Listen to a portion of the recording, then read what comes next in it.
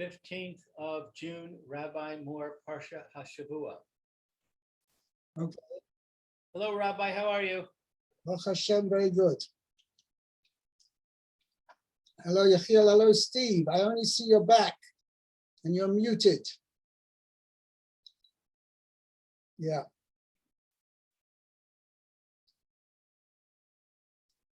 Okay. I think Still we were muted. in the middle of Rashi on Pasuk. Okay. Now we're going to come to one of the most difficult Rashis in the whole of the Torah.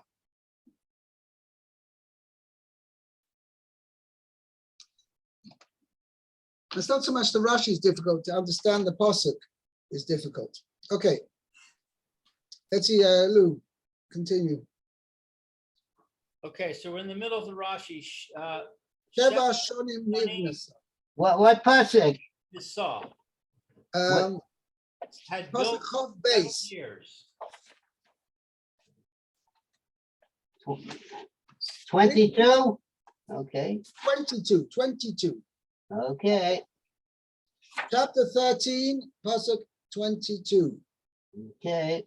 Yeah, the Pasuk says, literally it means that Hebron was built 7 years before Tzoyan Mitzrayim.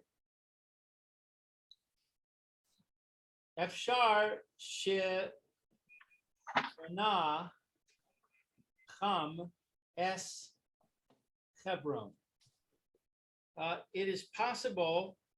It's like this is a rhetorical question. Is Is it possible that Cham would have built Hebron? for Canaan Liknaan Beno Hakatan. For Canaan his youngest was son? his younger son. Oh no, not was. For Canaan, his younger son. Could it be that Ham built Hebron for Canaan, his younger son? Koidem Kodem Shene Es Tzoan. Before he would build Zoan. The Mitzrayim Beno Hagadol.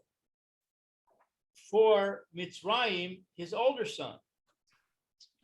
So Yeah. could it be that Ham built Hebron for his younger son before he built Zoan for his older son? Ella, rather, something else. Haisa Muvuneh B'chol Tuv. That Hebron was fertile with all that was good. So the meaning of Nivnesa doesn't mean physically built, and Shonim doesn't mean the word year, it doesn't mean years here. It means it was 7 times well developed, more developed than Tzoyan Mitzrayim. Sheva Shonim Nivnesa means 7 times as well developed, more developed than Tzoyan Mitzrayim. Al echad mishiv'ah b'tzoan. 7 times in comparison to Tzoan. Uva leho di'acho. This comes to inform you. Shivcha shel Eretz Yisrael. What is Shivcha? Praise. The praise of the land of Israel.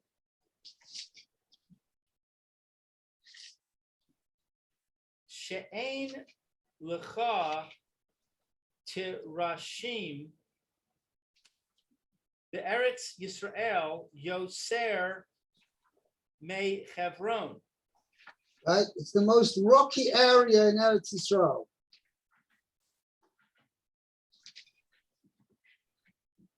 Tirachshin means rocky. Troshim are rocks. But there is no more rocky terrain in the land of Israel than Hebron. Yes. Lefichach, therefore,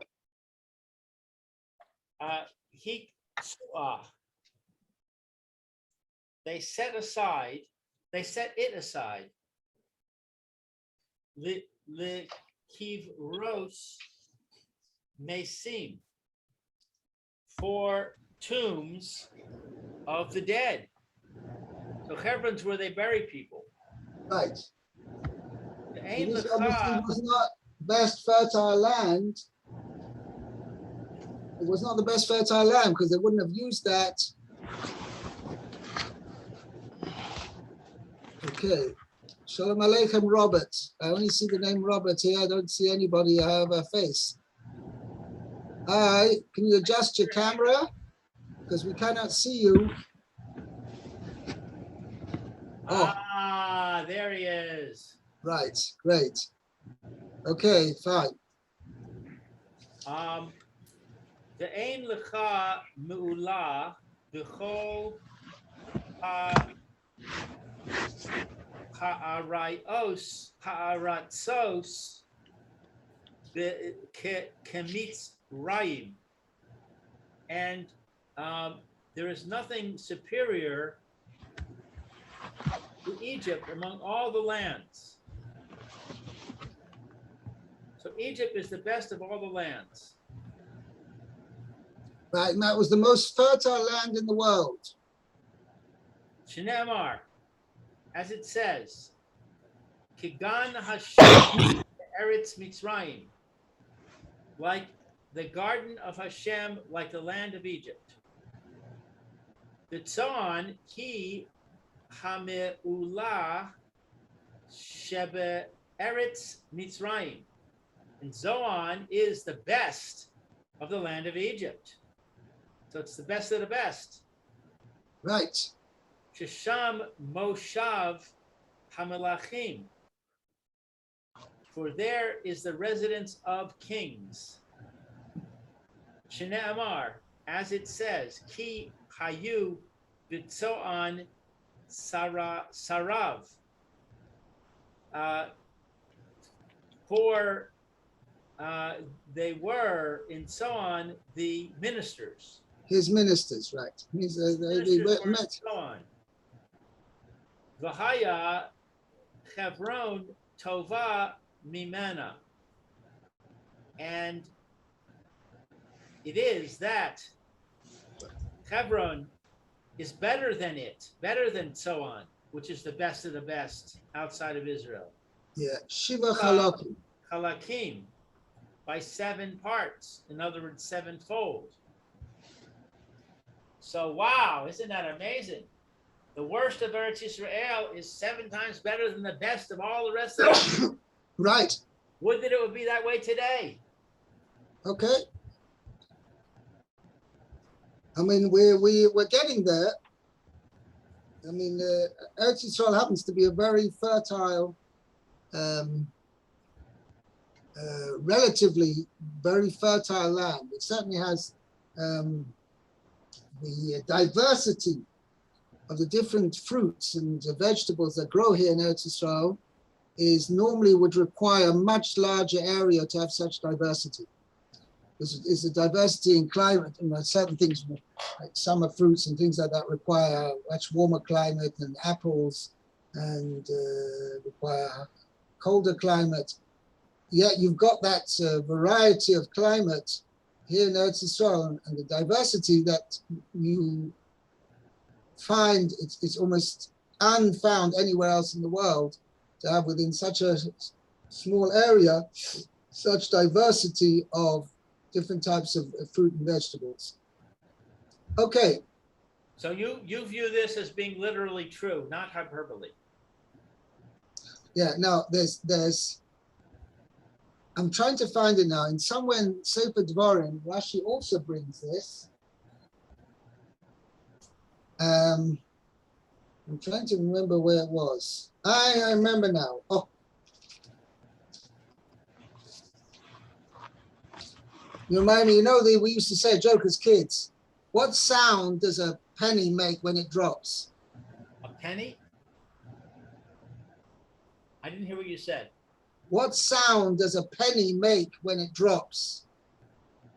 I give up. Ah. I The don't penny get it. hasn't dropped. What? I don't So get when it. the penny drops, you both go, yeah, right. That went over my head. Okay. Here, the end of Akev. It says on this pasuk, Lo ka'eretz Mitzrayim hi.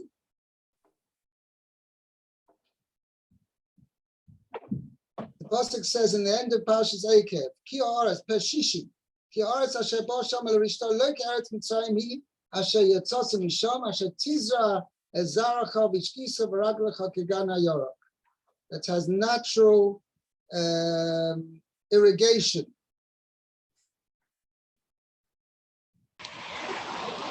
It says here,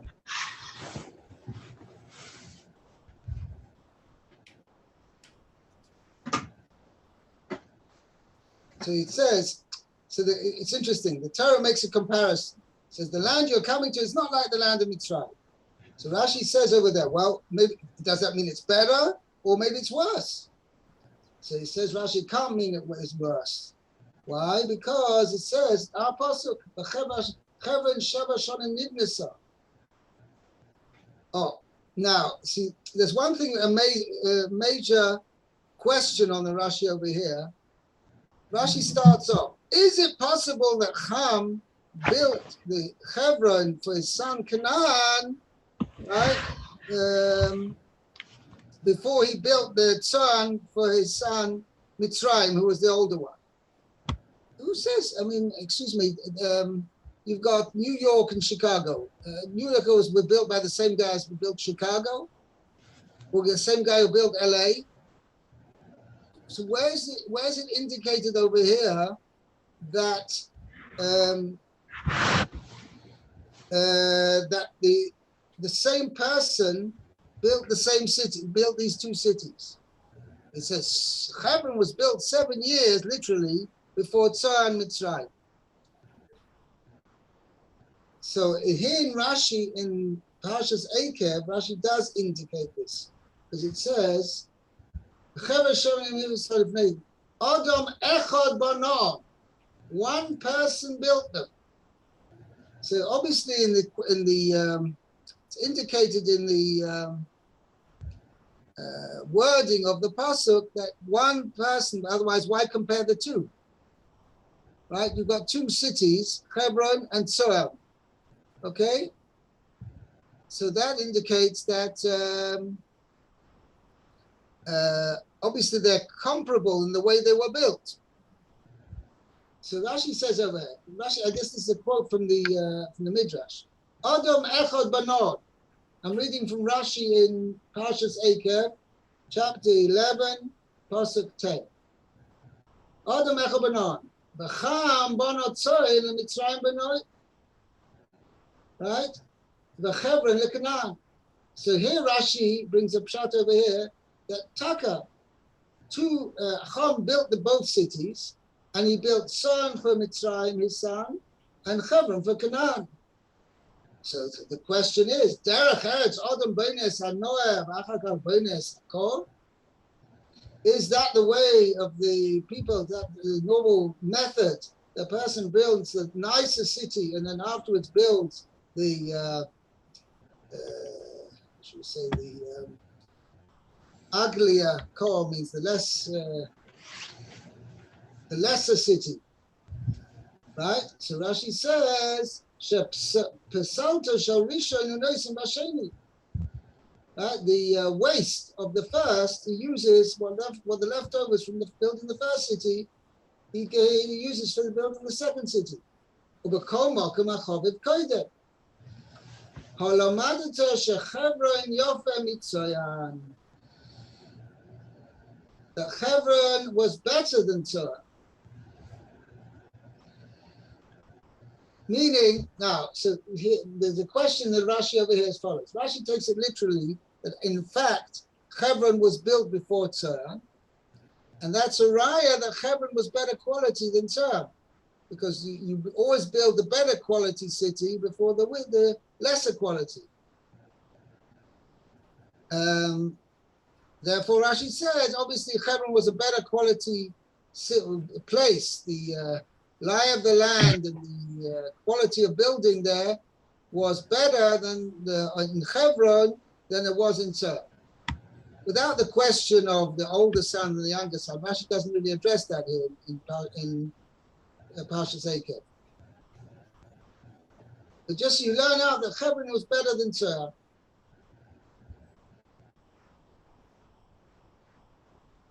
Okay, anyway, just I was pointing this out. If you look at it's worth it to compare the two Rashis over here.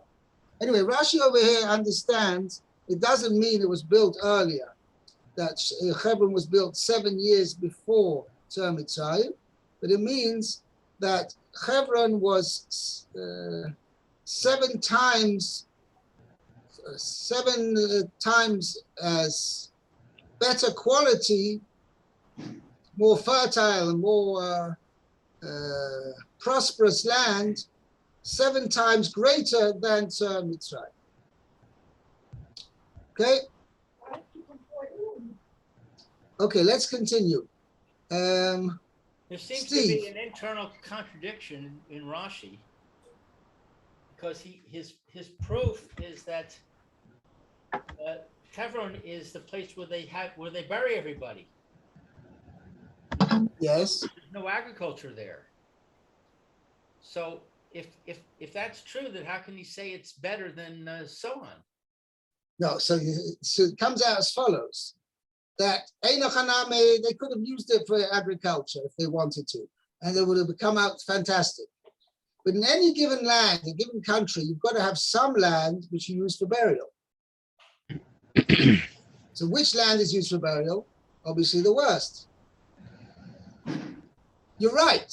They could have used it for agriculture, and it would have produced 7 times better quality fruit than they would have had than what was produced in Tzor. But nevertheless, they decided not to use the land of Hebron for agriculture, but rather for burial, because of all the land that was in Eretz Yisrael, the land of Hebron was the poorest quality land.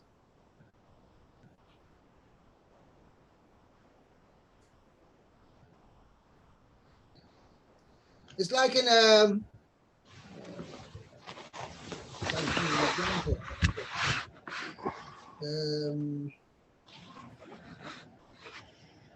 like in a place where everybody drives a Cadillac, okay? So they're going to use the poorest Cadillac for use as a garbage truck, okay? What do you mean? You don't have to license a garbage truck as a garbage truck. But since everybody has a Cadillac anyway, you use the poorest quality Cadillac to use this for the garbage. So why does it say there is no more rocky terrain in the land of Israel than Hebron? The Fichach, they set it aside for tombs. Why does it say Lefichach? I would think it would say, if the way you're understanding it is correct, I would think they would say, nevertheless, they set it aside for tombs. Because it was rocky land, even though it could have produced very good quality produce, but because it was the poorest quality land, it was rocky land and not fertile as other places, wasn't naturally fertile land, then therefore that's why they used it. Even though it, compared to Tzor of Mitzrayim, it was good quality agricultural land, but compared to the rest of the land the land in Eretz Yisrael, it was the poorest quality. It was very rocky. So that's why they chose it for burial rather than any other place. It depends what you're comparing it to. Okay? Okay, I find it very difficult. I mean, Okay, think about it again, and maybe if you want, we can discuss it more tomorrow. Okay, let's continue now. Fine. Steve. Yeah. Okay. The only thing I would add to that is Rashi was never in Eretz Yisrael. And therefore? Therefore, I don't know where. I guess he gets these facts about Eretz Yisrael from a medrash or something. Right. Gets it from Chazal, that's for sure. I mean, that's for sure. Rashi wasn't around when the Meraglim went into Eretz Yisrael to spy out the land. No, but that's not my point. Is in I understand. No, but I'm saying it doesn't really make a difference whether Rashi saw Eretz Yisrael then, when in his times or not, because we're comparing it what it was then at that time. Okay. That's the point I'm making. Kof Gimel. V'yavo ad Nachal Eshkol, and they came as far as the valley of Eshkol. Vayikratu misham Zmura, and they cut off a branch. The Eshkol Anavim Achad, and one. This was from the grapevine. The Eshkol and one cluster of grapes. Sa'uhu bamot, and they carried it or hung it. I'm not sure. They carried it, yeah. Carried it on a pole. Boshnayim. Mishnah with two. Boshnayim. In other words, the simple meaning is two people, or is it two? Rashi's going to point that out. It means two poles. Uminha rimonim, and from pomegranates, uminha tainim, and figs, and from some figs. Okay. From the pomegranates and from the figs. Okay, let's see Rashi here. Okay, Rashi's Mura, Shokach Geffen ve'eshkol shel anavim. Shoichas. Shokach. Oh, Shelach. Yeah, my eyes. So yes, soichas. Actually, it's with a sin. Soichas. Yes. It means a branch of a vine. Yeah, and grapes. A cluster had of grapes. Had a cluster of grapes. Talui hanging bar on it, or from it. V'yisha'u bamot v'shnayim. And they hung it on two poles. Oh, they carried it. They carried it with the pole. Carried it on two poles. Kamashma, the plain, the plain meaning, as it says, Yesha'u b'mot, and they carried it on a pole.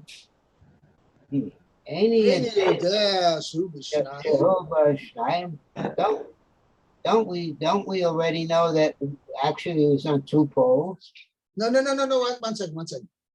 Rashi is now clarifying what the word Bishnayim means. So Rashi says the Chayre means two people. They carried it on a pole with that two people. So Rashi says that can't be the meaning, because if they're carrying it on a pole, they. So what does the pasuk mean when it says two? Rashi answers Mishnei Motot, with two poles. Ha Ketza. So how was this? What's the description or whatever? Shmona Notlu Eshkol. This is 8 carriers, 8 men. Yeah, 8 people, right? Carried the cluster of grapes. Wow. The question is now, this is a discussion actually with the Gemara, how did they get to 8? The Chayre should have ended up being 4. You've got 2 poles, right? 2 poles will carry, you need 4 men, not 8. Okay. Now, one, is this from the 8 now, or is this separate? Separate. You know, they had spies, 12 men who went. So 8 carried the cluster of grapes. Achad natal teina, one carried the fig. Achad rimon, one carried the pomegranate. Yeshua Kalev lo natlu klum. They didn't carry anything. Since Shekol Etzmam, these, because of these, in other words, Their whole purpose, right, was the Hotzi Diba, to give a bad word, nit kavnuhu. What's his? It's covenant. That was the intention. Oh, was to give a bad. The whole purpose was the whole intention was to give a bad report. Hashem, this is their idea now. Hashem, Shepriya, Meshune, just as this fruit is strange, Kach, Ama Meshune, so is his people very strange. The Im Chafetz. Now, that's one point. Now, Rashi's saying another point over here. Im Chafetz Ato Leda. How much, if you want to know how much they weighed, something like that? Yeah, you're right. I'm going to know. Kama Masui Echad Mehem. How much did each one of them carry? Something like that? Yeah. Okay. Ze ulmad me'avanim shehi kimu b'gilal. Gilgal. Somehow go and learn. You can understand it from the stones that they set up in Gilgal. Right. Okay. Each man, hirimu lahem ish emen achas min hayarden al shichmon. Okay, that each person picked up a stone and put it on from the Yarden and put it on his shoulders. The kimu beGilgal, and they set it up in Gilgal. The shoklum rabbi seinu, and our rabbis weighed the stones. Mishkal kol achas, each one was arboim saw, was 40 saw. That means what a person can carry by himself is 40 saw. Isn't that the size of a mikveh? That's the quantity of water that can be put into a mikveh, that is 40 saw. But that's a tremendous weight. That's hundreds of pounds. I don't know exactly. Obviously, there's a difference between the weight of water and the weight of stone. I assume stone is a bit heavier than water. Water is a pretty heavy commodity. Okay, I gotta run. Okay, so I'll just finish the Rashi here. So it comes, I don't know how, if you want to know what the size of 40 saw is, the volume, I'm talking about 40 saw, what goes Amo al Amo Beroim Shalosh Amos. It's an Amma by an Amma with the height of 3 Amos. That means it's 3 cubic Amos. And an Amma is, let's call it half a meter. Doesn't look like we're going out today. So we're talking about, I don't know if you have this thing, 0.5 times 0.5 times 1. Yes, it's 3.375 of a cubic meter. Okay. Now, if it were water, the weight of water would be 375 kilo. If it's stone, obviously it's more than that. What weighs 375 kilo? Sorry? What did you say weighs 375 kilo? 40 saw.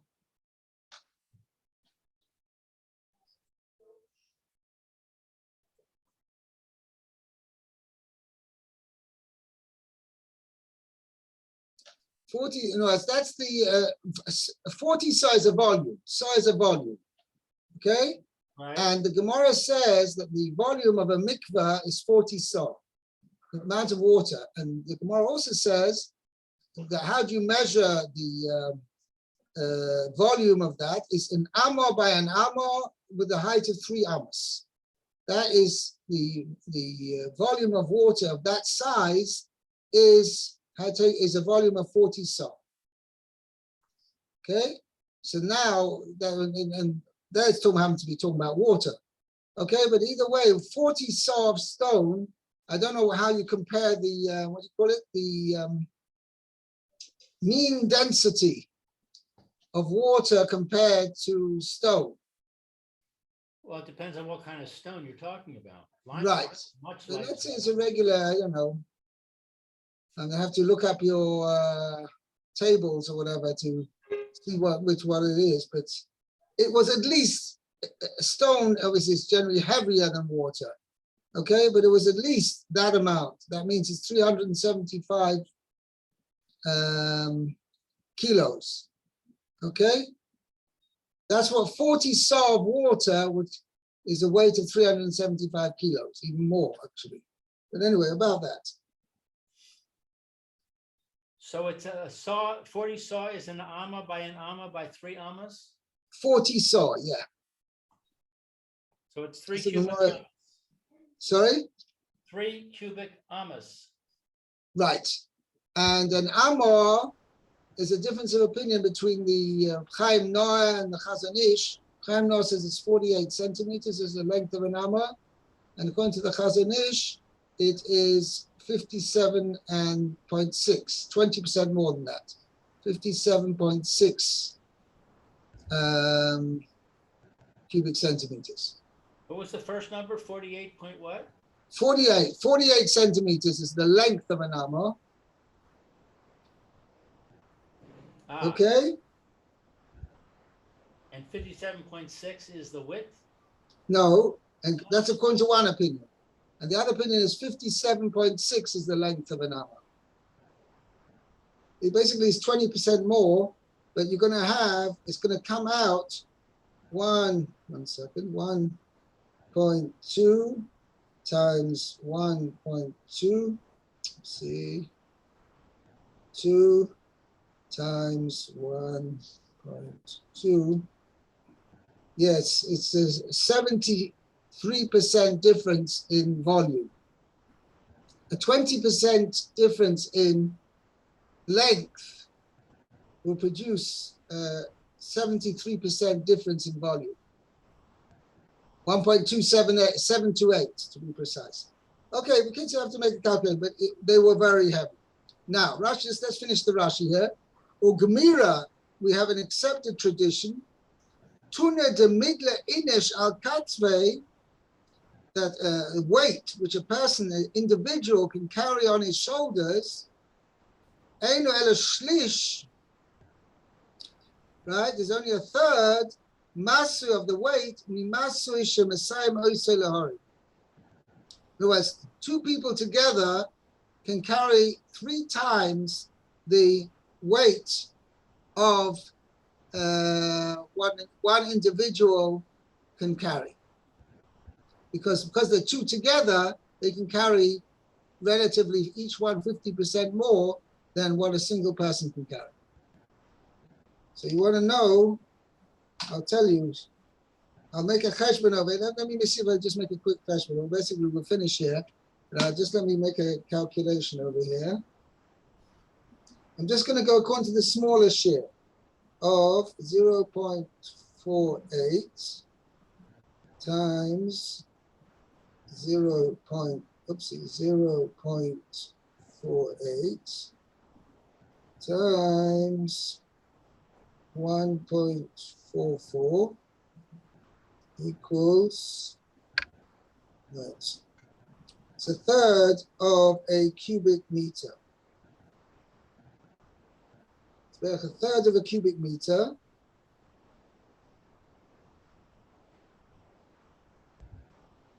It's 331 kilos, 332 kilos. That's That's if it were water, but it's at least more than that. And that is multiplied by 3 is about a ton. If it were water, it would weigh a ton. If it's stone, I don't know how much more it works out. You have to work out no, 1 second, I'm sorry. Mistake over here. That's what 3 people would be able to carry, 2 people able to carry, 4 tons, at least 4 tons. That was the weight. This cluster of grapes weighed at least 4 tons. Okay? Okay, we'll stop here and carry on tomorrow, Bezat Hashem. Okay? Thanks for you joining us. Be well. Kol tov. Thank you. Hello.